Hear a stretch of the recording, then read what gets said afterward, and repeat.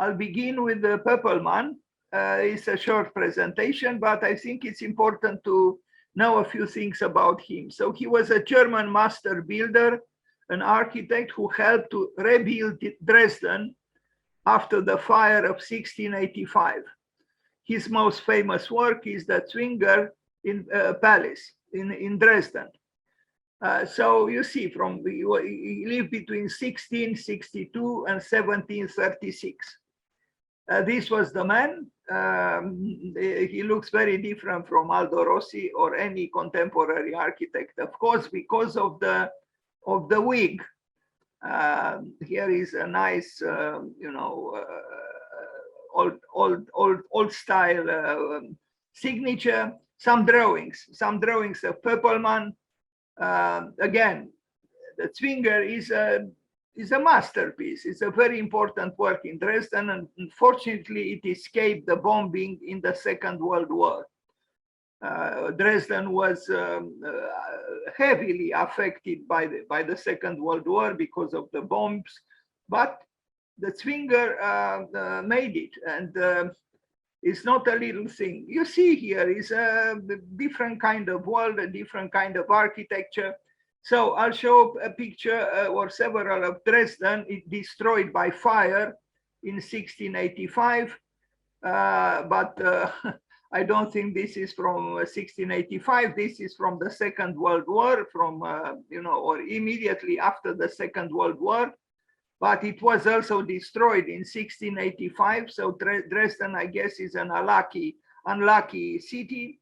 Now I'll show the work done by Poppelman, the Zwinger Palace. And the palace it is. It's an important museum in Dresden, in this building, or there's several buildings. So let's read about the Zwinger. It's a palatial complex with gardens in Dresden, Germany. Designed by architect Matthaus Daniel Poppelman, it is one of the most important buildings of the Baroque period in Germany. So again, this is a Baroque architect, and this building is a Baroque building. Along with the Frauenkirche, the Zwinger is the most famous architectural monument of Dresden. And here it is, and no one can contest its qualities.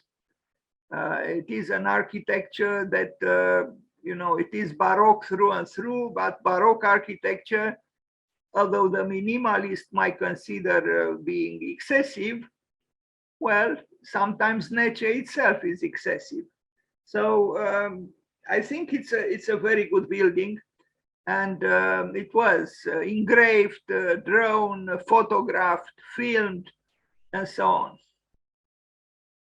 If you arrive in Germany and if you arrive in Dresden, here in this presentation, I will also show a cinema built by, since I talked about Wolf Prix, built by Wolf Prix, a deconstructivist. I will end this short presentation from Dresden with a cinema by Wolf Prix and Kopp Himmelblau.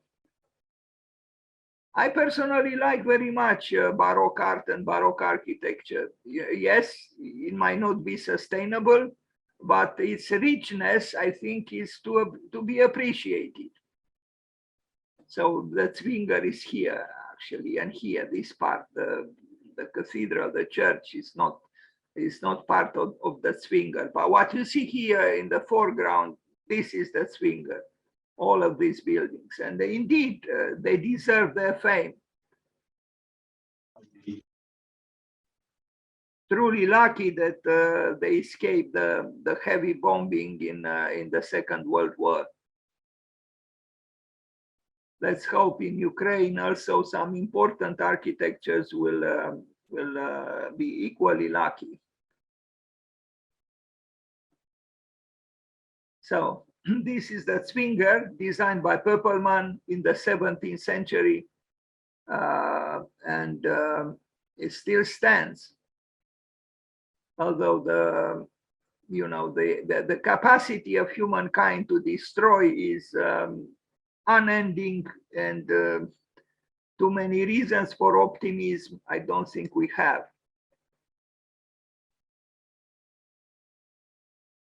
He built a few other things, but I only show the Zwinger. It's hard to come across other buildings by him. Maybe I didn't search yet enough, but this is a short introduction in the work of Poppelman, an important Baroque German architect, who was actually born on the 3rd of May, sorry, just like Aldo Rossi.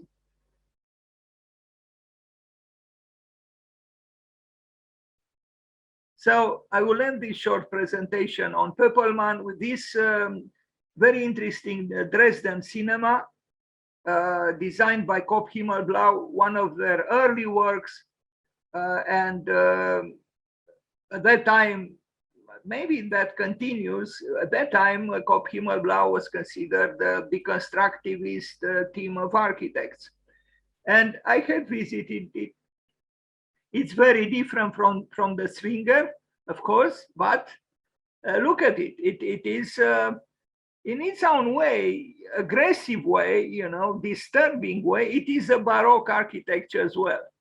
If by Baroque we mean something that is different, something that is, you know, shocking even, you know, which is alarmingly, you know, other. I like this building actually. You know, yes, it has too much glass and so on. At that time, there wasn't an interest in, you know, sustainability and so on. It was built in the early 90s.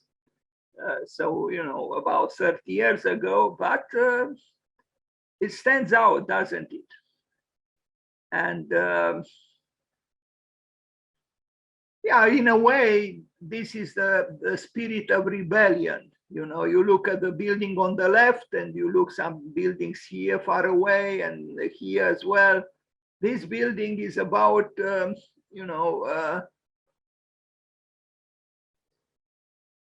well, it has also, you know, in a way, negative connotations, but it's also about energy, you know, an explosive energy and the rebelliousness of the avant-garde.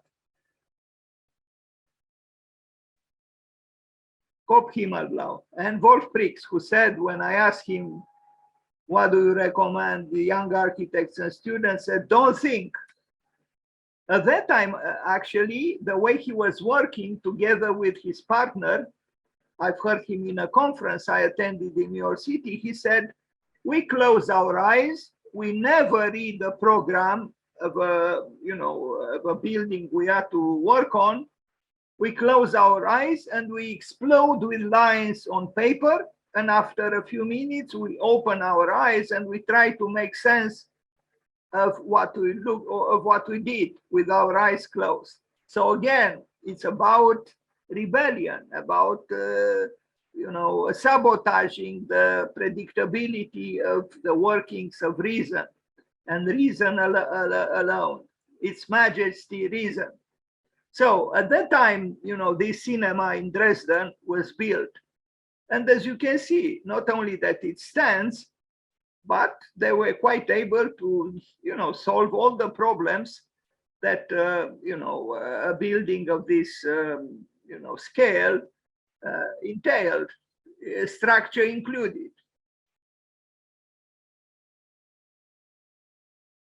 I am showing you this because architecture can be done in many ways. It can be done in Poppelman's ways. It can be done in Kopp Himmelblau's way. It can be done in Aldo Rossi's way and in many, many other ways. Please do not conform to rules and regulations because those lead to a sterile architecture. And we don't need sterility in the world.